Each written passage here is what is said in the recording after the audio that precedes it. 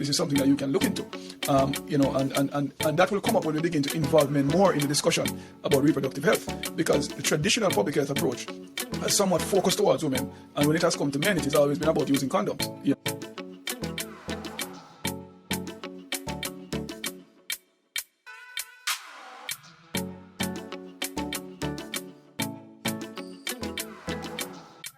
So to stop, what does my choice of web browser have to do with anything? Alright, so your choice of web browser, so I'm reading this book called Originals by Adam Grant. And in Originals, what Adam Grant believes that he's like a safe. I hope I'm calling the author name right. I hope his name is Adam Grant. That's my brain remember. Long and short of it is that they did a study. Right. His name is Adam Grant. They did a study to see to figure out who's most likely to leave a job. Persons who use Microsoft or Safari did not do as well as persons who use Google and Firefox. So Google Chrome and Firefox. Oh. So they were trying to figure out what the browser with persons staying at the job. What I note is that persons who would download, because Chrome and Firefox aren't default browsers. You have to download Seek it out. Right. Seek it out. So these persons were more likely to find other ways to make their jobs more enjoyable, or find out how they could shape their jobs towards them, than persons who would use Microsoft and Safari. They usually accept things as they are. So I thought that's interesting. Yeah. For Safari, so let's just put that out there. You don't use? No. Okay. I'll always download Google Chrome. Even on my phone, I have Google Chrome. I don't use Safari. But you know what? For me, I kind of somewhere in my mind have a sense that Safari is safer than other search engines or browsers. It's more of a safety thing. So for me, it's more of a trust issue, and it's not necessarily that you conform. But maybe innately I'm a conformer. I don't know. Well, thank God for salvation. Maybe each of us have a little bit of both. I think we all do. But I think as we become more exposed and realize the power in our voices and the power in stepping out of the norm, and the more we do it, even if you weren't naturally like that, the more you step away and say, hey, there could be a better way to do this. The more you do this, the more likely you are to realize that what everybody's doing is not necessarily the right way or the best way. There was another study in the book that spoke about, they did a research asking teachers to rank their favorite students. And the students who would be ranked higher are usually the ones who follow the rules, while the more creative students are usually ranked lower. So, it's not usually a likable trait based on, like in institutions like schools. Yeah, I mean, society would always reward people for being easily controlled and for fitting in, because if you follow the general rules of society, whatever they are, then it makes it easier for you to fit into the social framework. I think sometimes the danger comes when people begin to romanticize any one option, where some people fall in love with being a rebel, so that even when there is no cause, this concept of a rebel without a cause, they just rebel against everything. Exactly. That's the one person in the room, no matter what you say, they're going to find a negative. They're going to say the opposite, So if you say the sky is blue, they're going to say the sky is white. And if you say the sky is white, they're going to say the sky is blue, because they're falling in love with the concept of just being different. And some of that comes from undercurrents of narcissism and just a desire to always be seen. And then... just randomly don't like a movie that everybody likes. Right. Really? You don't like Titanic? Why? Well, let's not call any names because I might be one of those I don't like that. Do not be one of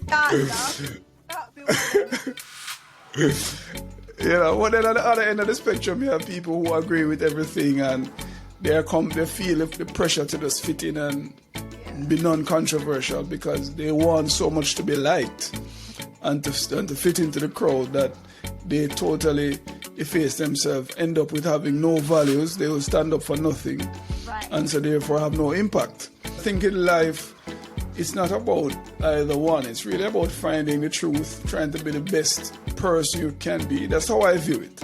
And when you evaluate a situation, you evaluate yourself, you measure yourself against the where you want to be. I think we spoke about that last week. And then you begin to adjust yourself and seek after becoming the best version of you. And in the process, sometimes it may require you to comply. Other times it may require you to rebel. But at the end of the day, you become the best version of yourself. All right, Kim, enough about my browser habits and what, and you know, let's get into some medical stuff now. Yeah. All right, so you've been saying you want to talk to me about this vasectomy business all week. So, one of my favorite Instagram couples, I've been following them for like a long time, and she has 4 sons, and like 2 of her pregnancies were really bad.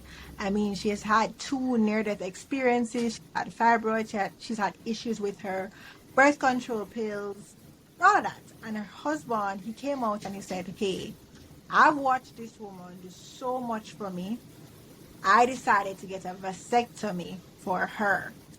And I was like, oh my gosh, I'm so happy that this is being spoken about. And I even watched another show, Jane the Virgin, which is about a show. Jane, she got pregnant because she was inseminated and she was a virgin and she had a baby. It's a telenovela, so you know it's crazy and some crazy things happen. And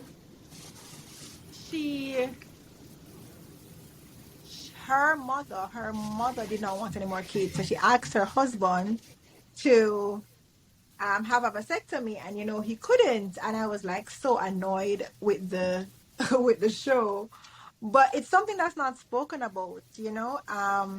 Men, and I think it's from a lack of education. In terms of men not understanding vasectomy, it just sounds like this big, scary thing. But, you know, I truly believe if more men were willing to be in charge of the birth control process, it would be a lot easier on women's health, knowing all the side effects of birth controls and the fact that we've been on it for longer. You know, we've started sometimes from our early 20s. Straight up until we want to have kids, probably in our 30s. That's like 10 years of birth control. And then after you have kids, because you don't want any more, you're on birth control again. Like, I think there's room in the conversation for men to stand up and say, hey, if we don't want any more kids as a couple, I can probably do this for us. Like, what's your stance on this, and how do you think we go about educating men on vasectomy and how they can help their partners? Listen, I mean, you brought out a lot of things. One, you're mentioning the burden of responsibility tends to fall with women as it relates to birth control, family planning. That's what you're saying. And you're saying that that men should take a more active role in that process, right? Yeah. You know what, Kim? I'll tell you, the evidence shows that the most effective form of birth control is actually a vasectomy. And when I say effective, I mean not just effective in terms of that it has an extremely low failure rate. It's effective because if it is that one woman is sterilized or one woman is placed on contraception, that woman can only have one pregnancy essentially every year. Right. You know, if you take into consideration the postpartum period. So at most, she can have 1 child per year. Now, if a man has a vasectomy, if you think about it, a man can literally, if given the opportunity, impregnate a countless number of women. Okay, in the same space of time. Essentially, if you think about it from that perspective, vasectomy then becomes a far more useful means of contraception from a public health point of view than any other method that women will use, right? But what you have to understand with procedures from a medical standpoint is that it is not just a logical and a medical thing. There is a psychological component to it. And there's also the cultural component to it. And what happens with men is that men tend to associate fertility with sexual performance and satisfaction. And so somehow, in most men's mind, or in many men, because of course I can't tell you what is in most men's mind, but certainly the men I have spoken to, there is just this innate fear that if somebody interferes with anything to do with their reproductive function, it may interfere with their ability to perform sexually and also to enjoy that sexual experience. You understand? I can understand that, but it's not true. Yeah, it's not true, but I'm just kind of giving some perspective and setting the foundation first of all. So that's a major part of it. I think it may be coming from just perhaps the anatomical arrangement of the body. So, for example, the ovaries and the tubes, the fallopian tubes, the uterine tubes, are located on the inside. For significantly, probably this is considered to be further away from the vagina and the clitoris. Right. That are the main sexual organs that are interacted with during intercourse. Mm-hmm. Now, for men now, they are thinking, okay, the doctor is going to make an incision in my scrotum, and what if he ties the wrong thing? What if you understand? What are going to be the implications of that? So that creates now an intense fear and concern for men, because of that link. So the psychological component, I think, is immense. First of all, for men. All right. The second thing has to do with women as well, because the reality of it is that whether we like it or not, women still have the belief that the responsibility, most of the responsibility lies with them. Okay, right. And culturally, women are taught that because they bear the brunt of the consequences of unplanned pregnancies. It is true. Yes. Right. I got pregnant, and I got pregnant before marriage. And I remember a guy, one of my friends, he's like, "How you must make that happen?" And I'm like, "Okay." I thought he was just like talking about me, and he's just like, I'm like, I don't even know it just happens. Like, but it's your responsibility to make sure. And I'm like, hold on. You mean you're not just saying it as, how did I allow that to happen in my relationship or whatever? You're saying that me as the woman in the relationship, it is my job, it's my duty to prevent pregnancy. I'm like, but he's equally as responsible as I am. But that's just not how it's seen. It's not. And I'm like, I didn't realize it until that point. I was like, whoa. Yeah. It's not how it's seen, and it's probably going to be a challenge to change it, because the reality of it is, whether we like it or not, that is the truth. Most of the burden of the responsibility when things go wrong happens to lie with the woman. It's not fair, but it is the reality. Because we're the default parent, I call it. Yes, we're the default parent, because if the man disappears, he can claim all manner of things that it wasn't him. He can disappear, and as happens on many occasions. And the reality of it is that the pregnancy is growing inside the woman. She can't run away from it. And when the delivery occurs, that maternal instinct, that maternal bond is there. And the expectations also are different, because the man that runs away, yes, society looks at him negatively But sometimes, but not as right, not as bad as a mother who like that, nothing like that. And I mean, even if the father is there, even in a marriage, you know, we spoke about, well, one day we'll speak on it on the podcast, but I was saying, you can be married and still be a single mom because of the expectation that is on women as the parent. So even in that sense, while if my daughter has an assignment, I'm the one who would have to run up and down to print the things for the project. If she needs something for school, I'm the one who have to figure out at what time in my day do I get to run on the road to get that thing that she needs for school. It's just the men, they don't think about that. They don't. Even if they do, the things that they do, it's visible. We're always doing the things that you don't see being done. So yeah.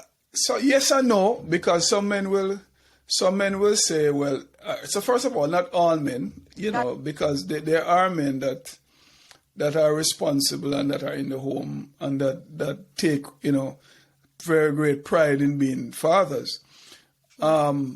And sometimes, cause, you know, some men will say that a lot of what they do are taken for granted. So, for example, the mother might spend a lot more time with the baby, you know, with the child, with schoolwork and all these things. And, you know, he may be out there working 2-3 jobs for the ones who do, to bring in the bread. And so his visibility may be less, but it's not less because he cares less.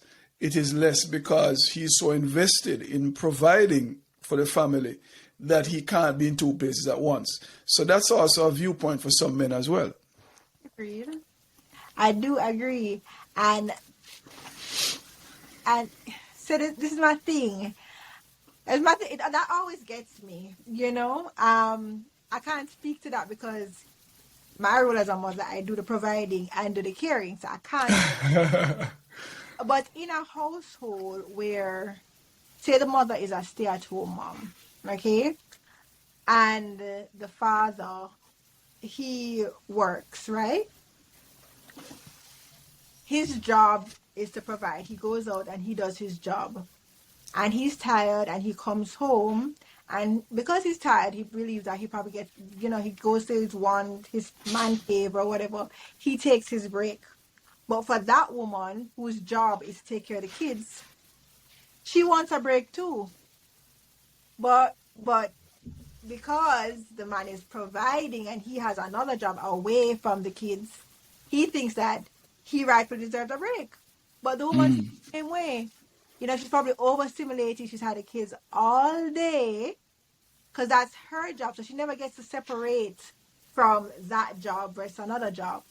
You know, and then she's doing the physical things in the house, but she's also doing the mental things. So it's exhausting. Yeah. It is exhausting. But I think we're straight. Yeah. No, I think, but it's a conversation worth having though, because when you know, a lot of relationships, a lot of marriages I've seen over the years suffer because of that. You know, as you know, as a gynecologist, you know, you become many things, you know, to your patients. You're a counselor, apart from being a doctor, you're advisor on certain things.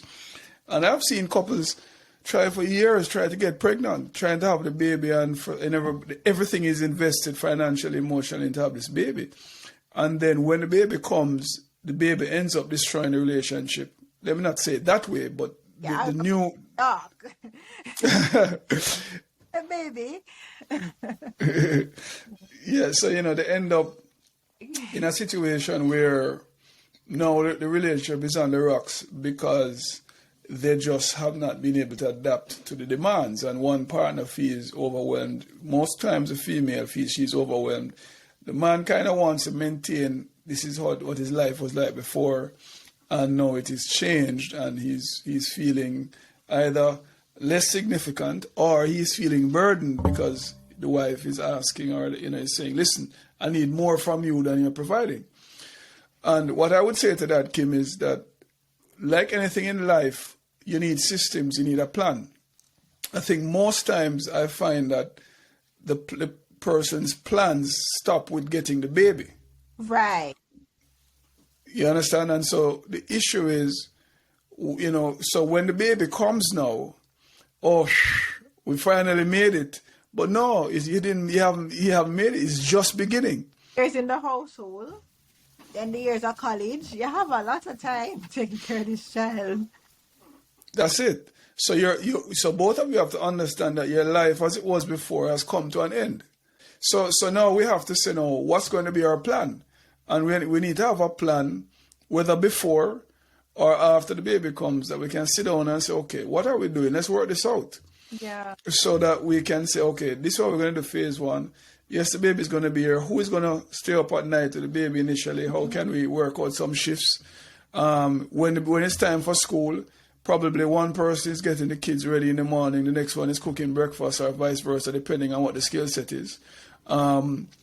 When they come home, there are days when one person might be home earlier than others. Okay, I'm going to do homework on Monday. Tuesday, you do homework. Wednesday, Thursday, Friday. So that is kind of what you have to do. Just like anything else in life, you have to have a plan. Anything else. Or in cases where you can't physically do it, if you're the woman or the man with the more demanding job, you get hired help. Mm-hmm. You have to think about what's fair. Mm-hmm. I mean, there can be instances where you're in a situation where we can't afford that help right now, right? And we've decided that, okay, just for this time while we'll get things together, you're going to have to take on a little more. But then you find out how you can balance that for that person, how we can get some balance. Maybe it is just 15 minutes allowing that person to go do the exercise for the hour that they want to go to the gym. Maybe that's all they can give them. But it shows compromise. It shows your willingness to see things from my point of view, that you care about me and not just what I'm able to do for you. And that alone can help the relationship. When I did my first workshop, I had invited Sonia Winter, who's a psychologist. She has a program that she did that's called Bringing Baby Home. And it helps prepare couples for the change in dynamics that happens when a baby comes home. Because if you look at a lot of relationships, they're fine up until the point at a time. Right. And you always say, as soon as the baby comes, the man gone or whatever. But there are reasons why that happens for many things. And one of the studies that you mentioned was that men feel like they're marginalized. They're not included from while the woman's pregnant. It's all about the woman, so they feel some kind of disconnect when the baby actually gets here, and they probably try to hold the baby, and then somebody say, you don't know for hold baby, that's not how you hold the baby. And then because of that, now they're afraid to hold the baby. They might think that they weren't making enough money before, and their focus go on how to make more money for their family. And then that captures their mind, so they're just not present because they're worried about being able to provide financially. So a lot of things happen from the men's perspective as well. I know we speak about the woman's perspective a lot, but there's a lot that's happening for the man as well. And she mentioned some studies of changes that also happen for the men, just like how women develop some maternal instincts. Men, there's some things that change for men also that's scientifically founded. So they have things that's happening to them, even though it's not as obvious as baby growing in the belly. Things are happening. Where the more we know and the more we can include them from the point of pregnancy, I feel like that will make a difference when the baby comes, I remember when I was having my baby shower and they were like, your baby father don't have to come. And I'm like, excuse me? Our child, of course he has to come. And I remember I had to fight hand over nail for my friends to invite my daughter's father to the baby shower. And it sounds ridiculous, but that's tradition. And they're like, no, it's for the women. But more and more you see men being a part of the baby shower. And I'm happy we're getting there, because we're setting the tone too with our weird societal expectations, and the more we change that, I think that will be helpful for men and women in their relationship when they're bringing home a baby. Yeah, definitely. I think that's powerful stuff, Kim. So now when you say all of that, now you understand. We understand that there are a lot of complexities to this vasectomy argument. So, if it is that all of these responsibilities lie with the woman, then you can understand the societal push for the woman to bear the responsibility. But at the same time, what we're saying now is that the fact that it has an impact on men as well, it is indicating that perhaps now this is where the education has to come in now to say, well, listen, men, you are going to be impacted by this with unplanned pregnancy as well. It's going to affect your relationship. It's going to affect you financially. So perhaps this is something that you can look into. And that will come up when we begin to involve men more in the discussion about reproductive health, because the traditional public health approach has somewhat focused towards women, and when it has come to men, it has always been about using condoms, But there are a few men who have made vasectomy many men, not few, but not the majority of men. They made vasectomy their choice of contraception. And this is coming up, when we talk to these men, it is because of the fact that they not only are concerned about their woman, especially if a woman has a high-risk condition, heart disease, she has some severe autoimmune disorder, that pregnancy could literally cost her life. And if a man loves his woman, his wife, enough to say, well, all right, listen, babe, I'm gonna do this for us. But then you also have the man who, perhaps because of his lifestyle, knows he's vulnerable to having an unplanned and unwanted pregnancy. And so he's going to make that decision, because there are cases that I'm aware of that men have been, ascribed fatherhood for babies that really didn't, belong to them. And the statistics show that that's far more common than we think, so that is another subset of persons to think about. Yeah. And there are also men who, they say, I can't afford another child. So if it is 100% on my end, I'm going to go clip, snip, and get it over with. And I also think a huge part of it is education. They probably think that recovery will be longer, the procedure is just not what they think it is. Like, it's literally a 30-minute procedure in the office. Like, not as severe as they probably think it sounds. Because of vasectomy, it sounds big. It sounds big to the person who doesn't know, But I think if men understood the difference between a vasectomy versus a hysterectomy or a tubal ligation, they'll probably say that, wow, what I would have to do versus what my wife, who I love, would have to do. It's a big difference, and they will more likely be able to consider. I think if they have more education around it and they understood more about the procedure, I think we'll have a lot of men changing their minds. Yeah, maybe. One thing I think would also be important is is also from the clinician standpoint, from the doctors, from the nurses, from the public health standpoint, what messages we send, because the reality of it is that certainly in the Caribbean, in many places as well. When you talk about clinics for family planning and for postnatal clinics, vasectomy doesn't come up really as much as the other contraceptive methods for that are geared towards females.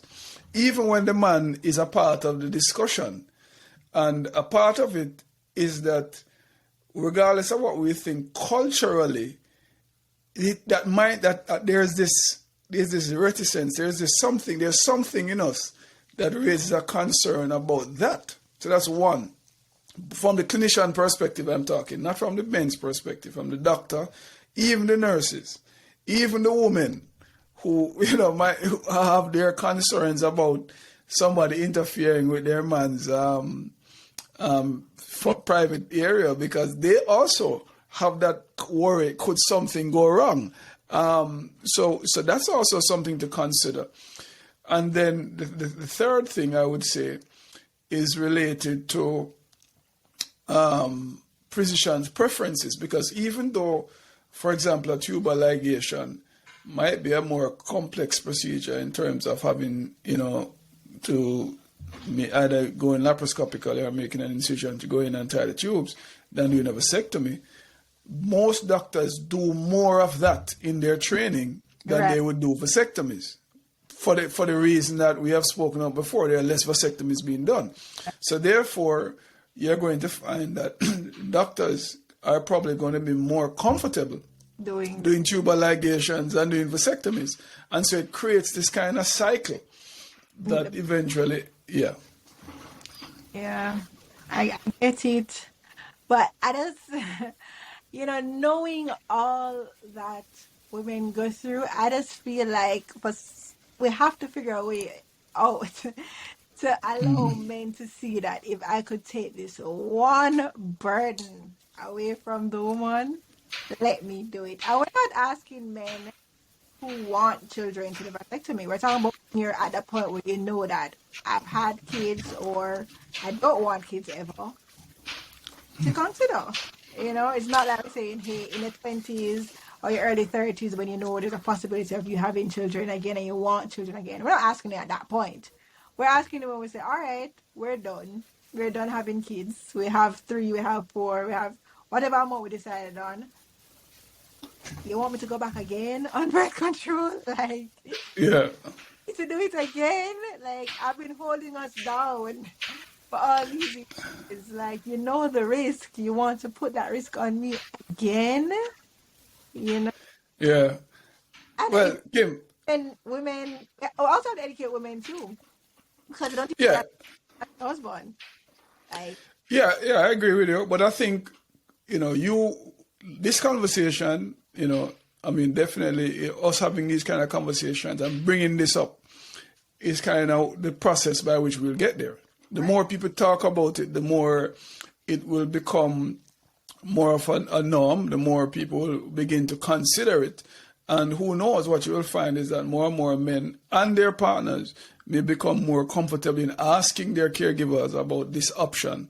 And once patients begin to demand it, what's going to happen is that the medical fraternity will adjust accordingly to begin to be more willing to bring it up, converse about it, and to provide it. So my commendations to you for bringing this to the table today. I know you've been waiting to talk about it. I'm going to on International Men's Day, of course. I'm going to add that in the TV show that I saw it on, I was speaking about earlier, what the woman was using to get her husband to finally agree was that the reason why she's not as interested in sex anymore is because of the fear of getting pregnant. She feared getting pregnant again, so she was not enjoying sex. Her mind was elsewhere because she was constantly worried about getting pregnant. And she's like, hey, if I don't have to worry about that, I will become a different person in the bedroom. Because when you take away from a woman, that's not possible. It makes a big difference in how you approach sex. Well, something to consider. It's just for pleasure, right?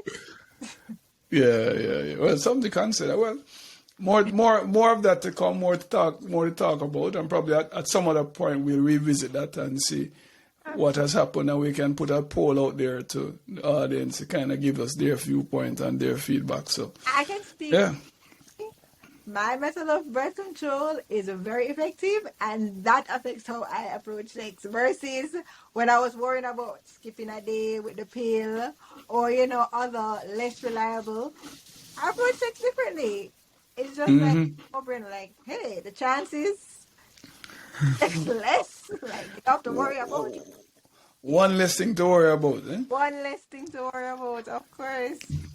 Right. All right. So that's it for us for another episode of Women's Health with Kim and Dr. C. I am Dr. C and I'm Kim. See you on one. All right, guys. See you next time. Cool.